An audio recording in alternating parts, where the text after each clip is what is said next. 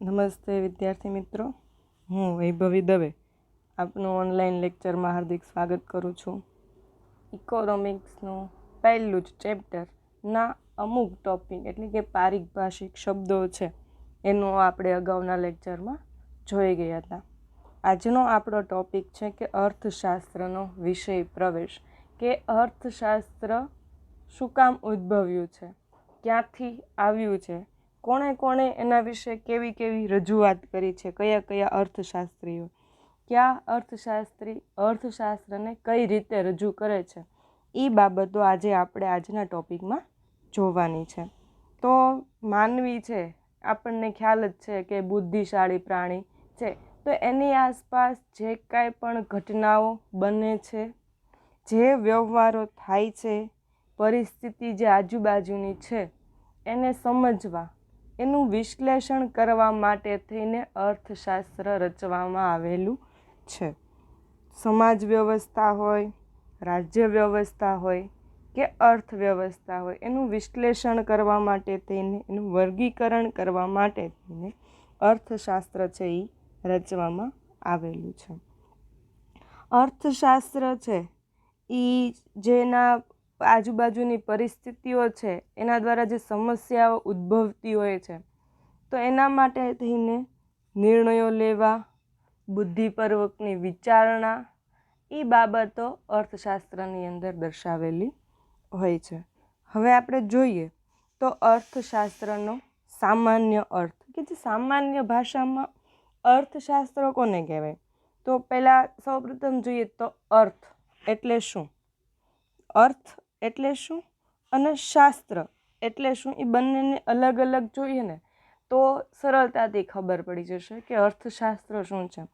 અર્થ એટલે કે નાણાં, ઉદ્દેશ એનો કોને કહેવામાં આવશે, નાણાં કે ઉદ્દેશ.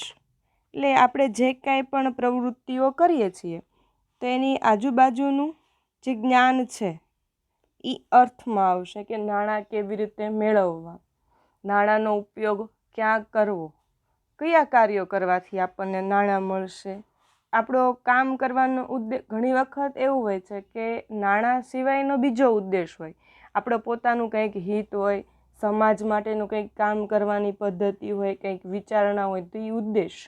અને શાસ્ત્ર એટલે કે જે નાણાં કે ઉદ્દેશ છે એને પદ્ધતિસરનું જ્ઞાન, એને અમલમાં મૂકવા માટેથીને યોગ્ય જ્ઞાન એટલે અર્થશાસ્ત્ર. આપણે સામાન્ય શબ્દ તમને સમજાઈ ગયો હશે ઓલમોસ્ટ, કે નાણાં કે ઉદ્દેશ જે આપણો છે એને અમલમાં મૂકવા માટે થઈને પદ્ધતિસરનું જ્ઞાન એટલે અર્થશાસ્ત્ર. પછી બીજું છે અર્થશાસ્ત્ર કઈ ભાષા પરથી આવ્યો છે, તો કે ગ્રીસ ભાષા છે એના પરથી આવ્યો છે. એને શું કહેવાય, તો ઇકોનોમિક્સ. આપણે તમને લોકોને ખ્યાલ જ છે કે અર્થશાસ્ત્ર એવું આખું નામ નથી બોલતા, ટૂંકમાં એને ઇકો કહીએ છીએ. એટલે ઇકો શેના ઉપરથી આવેલો છે, ઇકોનોમિક્સ ઉપરથી. કઈ ભાષા પરથી, તો કે ગ્રીસ ભાષા પરથી આવેલો છે. એનો નામ શું છે, તો કે આઇકોનોમિક્સ, ઓકોનોમસ. શું નામ છે, ઓકોનોમસ. ઓકોનોમસના પાછા બીજા બે મિનિંગ થાય, ઓકો એટલે અને નોમસ એટલે. તો ઓકો એટલે શું, તો કે ઘર વખરી, સામાન કે માલિકી. શું થશે, તો કે ઘર વખરી, સામાન કે માલિકી. અને નોમસ એટલે શું થશે, તો કે સરસામાનનું વ્યવસ્થાપન. એટલે કોઈ વસ્તુ છે કે કોઈ અલગ અલગ જે વસ્તુ છે, જગ્યા છે કે માલિકી છે કોઈની, તો એને શું કહેવાય, ઓકો.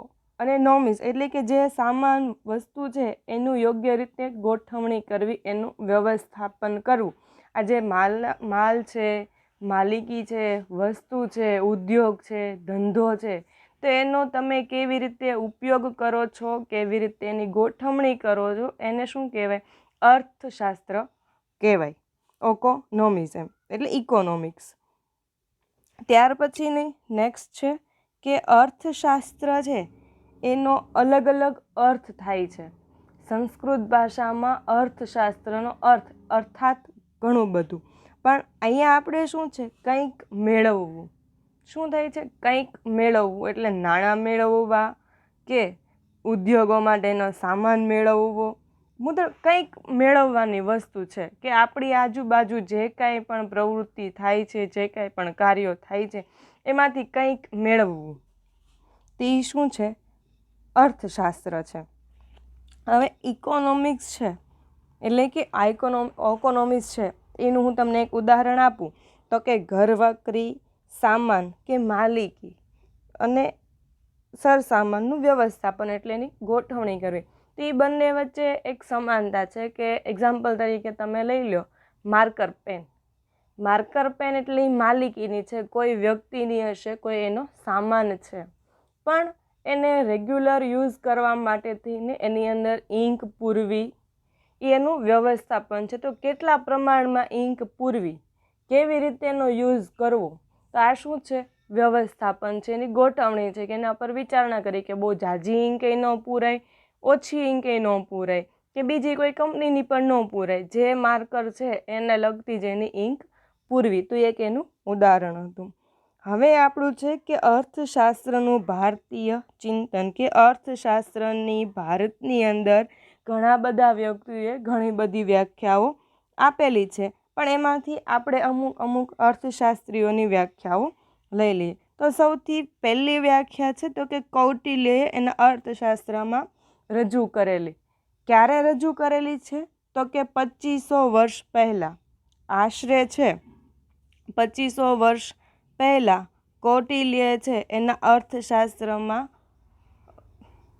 અર્થશાસ્ત્રના પુસ્તકની અંદર અર્થશાસ્ત્રની વ્યાખ્યા આપી હતી. તો કોને કીધું છે?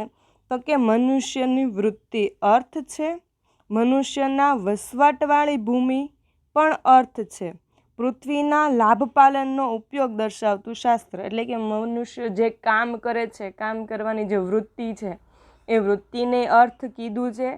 જે જગ્યાએ કામ કરે છે એટલે વસવાટવાળી, મનુષ્ય જે જગ્યાએ રહે છે, જ્યાં વસવાટ કરે છે, જે ભૂમિ પર રહે છે એને પણ શું કીધું છે?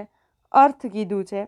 અને પૃથ્વીના લાભપાલન એટલે પૃથ્વીથી એનું કોઈનો ફાયદો થાય છે કે એનું ભરણપોષણ માટે પાલન કરવાનું છે, તો એના ઉપયોગ દર્શાવતું જે શાસ્ત્ર છે એને અર્થશાસ્ત્ર કીધું છે.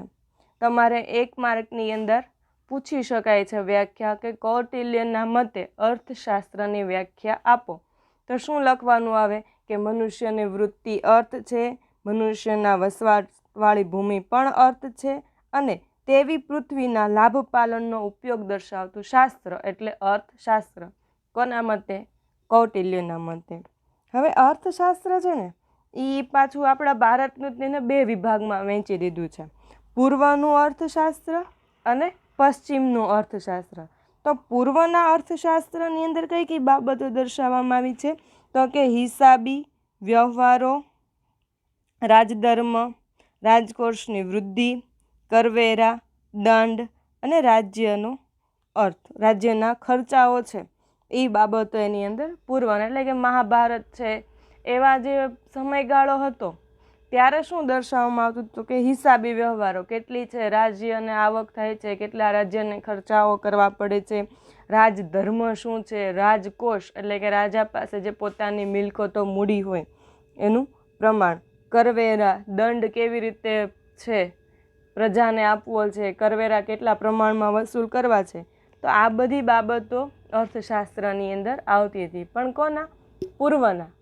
પશ્ચિમમાં જે છે એના અર્થશાસ્ત્રની અંદર માંગ, રાષ્ટ્રીય આવક અને પુરવઠો એ બાબતની એની અંદર સરખામણી કરવામાં આવી હતી. ઘણી બધી છે પૂર્વના અને પશ્ચિમના અર્થશાસ્ત્રની અંદર સમાનતાઓ છે કે પશ્ચિમની અંદર માંગ એટલે કે વસ્તુઓની ગ્રાહકો ખરીદવા માટે કેટલા પ્રમાણમાં માંગે છે એ.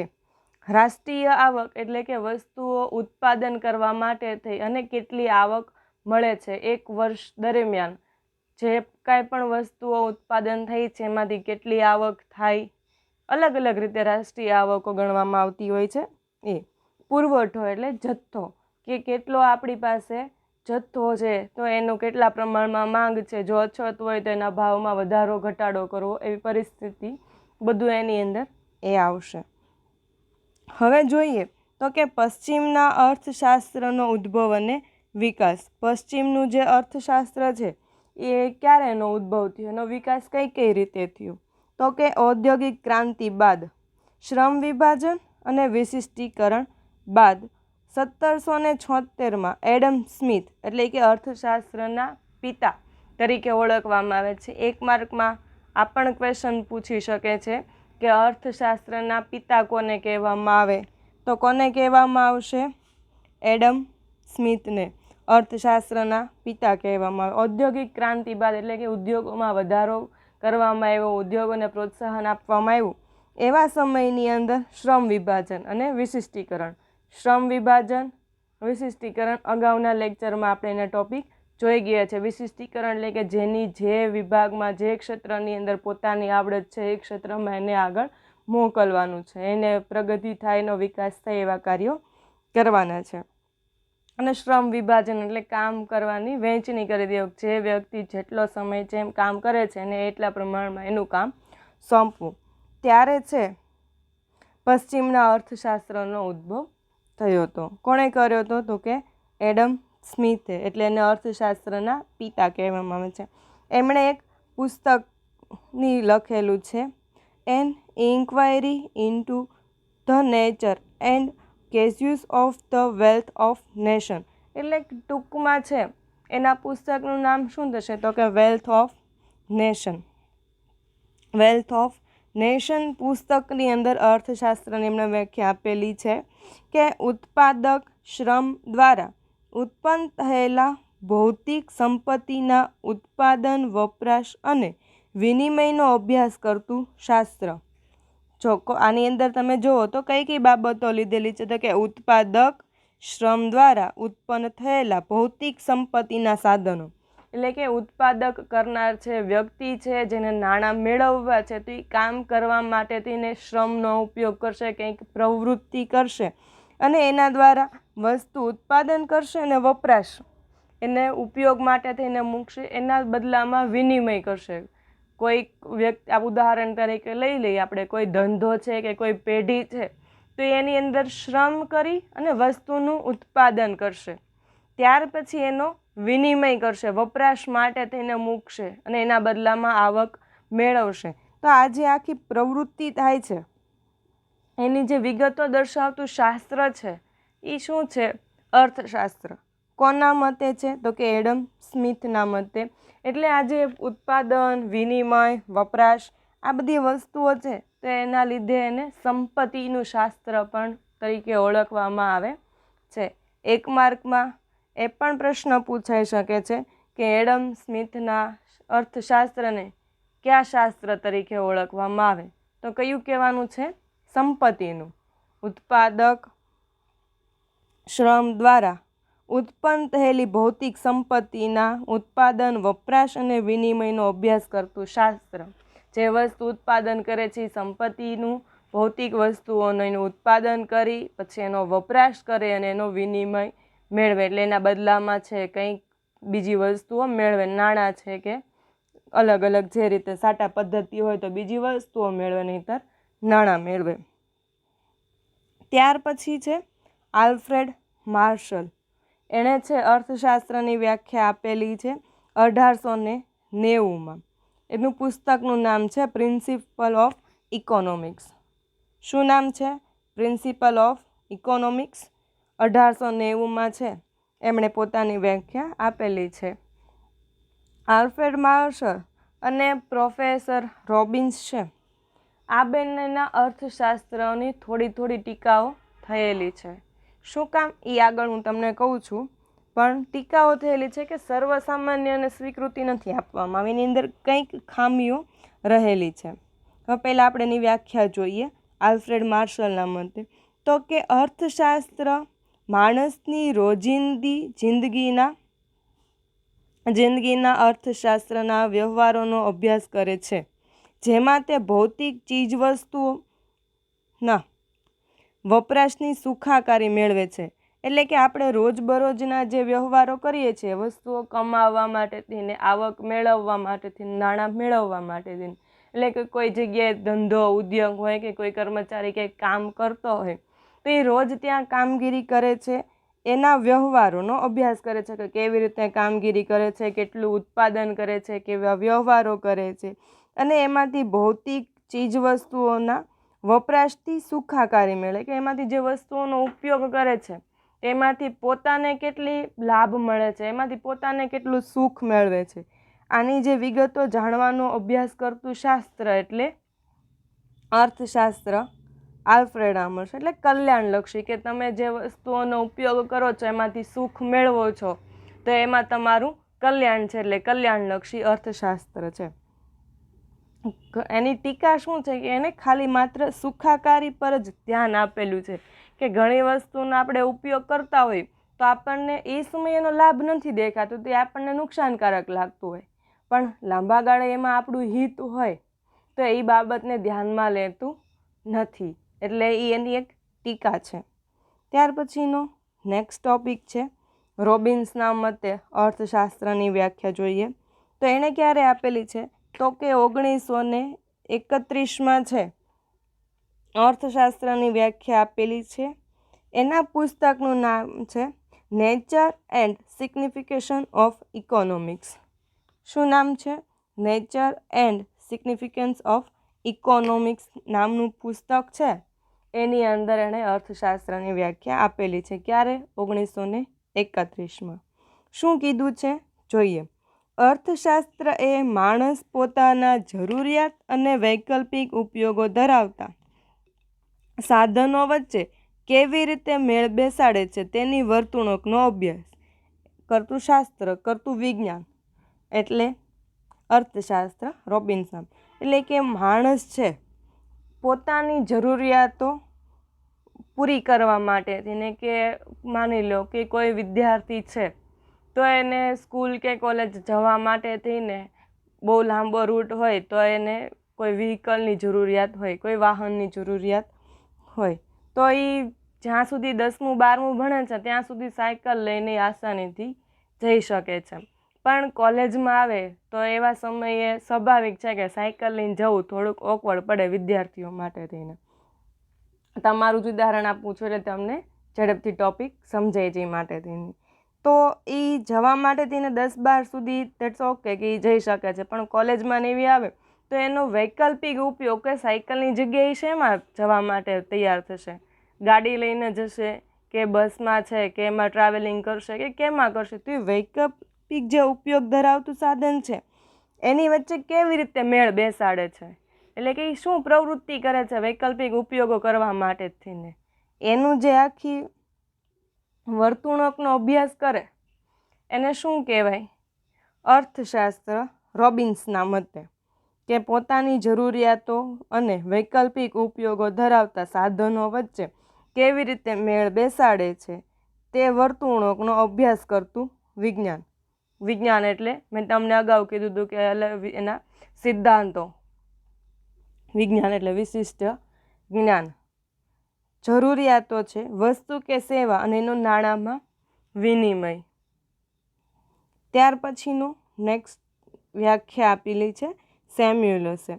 સેમ્યુલસ એટલે કે સમાજ કેવી રીતે પોતાના અછતવાળા સાધનો દ્વારા અગત્યની જરૂરિયાતોનું ઉત્પાદન કરે છે અને જુદા જુદા લોકો વચ્ચે તેનો અભ્યાસ કરે છે. એટલે કે કોઈ વસ્તુ છે સમાન કેવી રીતે એનો અછતવાળી સાધનોનો ઉપયોગ કરે છે, એટલે કે કોઈ પેઢી કે કોઈ ઉદ્યોગ ધંધો છે એ વસ્તુઓ ઉત્પાદન કરે છે ને અછતવાળી છે એટલે એનું પ્રમાણ ઉત્પાદન ઓછા પ્રમાણમાં થાય છે, તો એને જુદા જુદા લોકો વચ્ચે કેવી રીતે એની વહેંચણી કરે છે? અમુકને છે ભાવ વધારી દે છે, સંગ્રહખોરી કરે છે ને જ્યારે વધારે ભાવ આવે ત્યારે એને માર્કેટમાં વેચવા માટે થઈને મૂકે છે. તો આની જે અભ્યાસ કરતું શાસ્ત્ર છે એને શું કહેવાય છે તો કે સેમ્યુલસના મતે અર્થશાસ્ત્ર. સમજાણું? આશા રાખું કે અલગ અલગ વૈજ્ઞાનિકો છે, અલગ અલગ અર્થશાસ્ત્રીઓ છે, પોતાના મંતવ્ય મુજબ અર્થશાસ્ત્રની વ્યાખ્યાઓ આપેલી છે.